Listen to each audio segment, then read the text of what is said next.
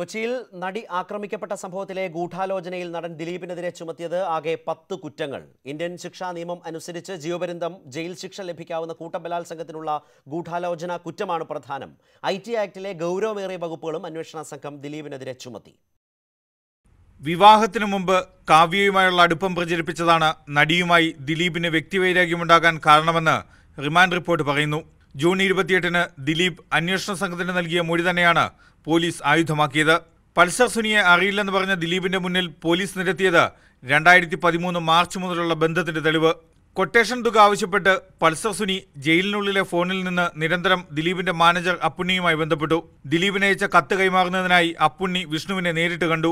Blackmail പരാതി പ്രകാരമുള്ള കാര്യങ്ങൾ തെളിയിക്കാൻ കഴിയാത്തതും ദിലീപിന് തിരിച്ചടിയായി. കോൾ ഡീറ്റെയിൽസും CCTV ദൃശ്യങ്ങളുമെല്ലാം പോലീസ് തെളിവായി കണ്ടെത്തിയെന്നും റിമാൻഡ് റിപ്പോർട്ടിൽ പറയുന്നു. കേസിലെ ഗൂഢാലോചനയിൽ നടൻ ദിലീപിനെതിരെ 10 കുറ്റങ്ങളാണ് പോലീസ് ചുമത്തിയത്. ഇന്ത്യൻ ശിക്ഷാ നിയമം 376D അനുസരിച്ച് പരമാവധി ജീവപര്യന്തം വരെ തടവ് ശിക്ഷ ലഭിക്കാവുന്ന കൂട്ടബലാത്സംഗത്തിലുള്ള ഗൂഢാലോചന കുറ്റമാണ് ഏറ്റവും ഗുരുതരം. മറ്റു ഗുരുതര കുറ്റങ്ങൾ ഇവയാണ്: നടിയെ തട്ടിക്കൊണ്ടുപോകാനും അന്യായ തടങ്കലിൽ വയ്ക്കാനും ദിലീപ് ഗൂഢാലോചന നടത്തി. മോഷ്ടിച്ച മുതൽ ദുരുദ്ദേശത്തോടെ കൈവശം വെച്ചു. നടി ആക്രമിക്കപ്പെട്ട കേസിലെ തെളിവ് നശിപ്പിക്കാൻ ഗൂഢാലോചന നടത്തി. അന്വേഷണം വഴിതെറ്റിക്കാൻ ദിലീപ് വ്യാജ പരാതി നൽകി. കുറ്റകൃത്യം നടത്തിയവരെ ദിലീപ് സംരക്ഷിച്ചു.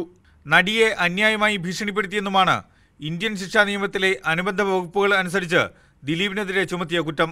ഇതിനു പുറമെ IT ആക്ടിലെ അനുബന്ധ വകുപ്പുകൾ പ്രകാരവുമാണ് ദിലീപിനെ പ്രതി ചേർത്തതെന്ന് റിമാൻഡ് റിപ്പോർട്ട് പറയുന്നു. നടിയെ അന്യായമായി തടഞ്ഞുവെച്ച് ഭീഷണിപ്പെടുത്തി. സ്വകാര്യ ഭാഗങ്ങളുടെ ദൃശ്യങ്ങൾ പകർത്തി. നടിയെ ബലാത്സംഗത്തിന് ഇരയാക്കുന്നതിന്റെ ദൃശ്യങ്ങൾ മൊബൈലിൽ പകർത്തി വാങ്ങിയെന്നും റിമാൻഡ് റിപ്പോർട്ടിൽ പറയുന്നു. News 18 കൊച്ചി.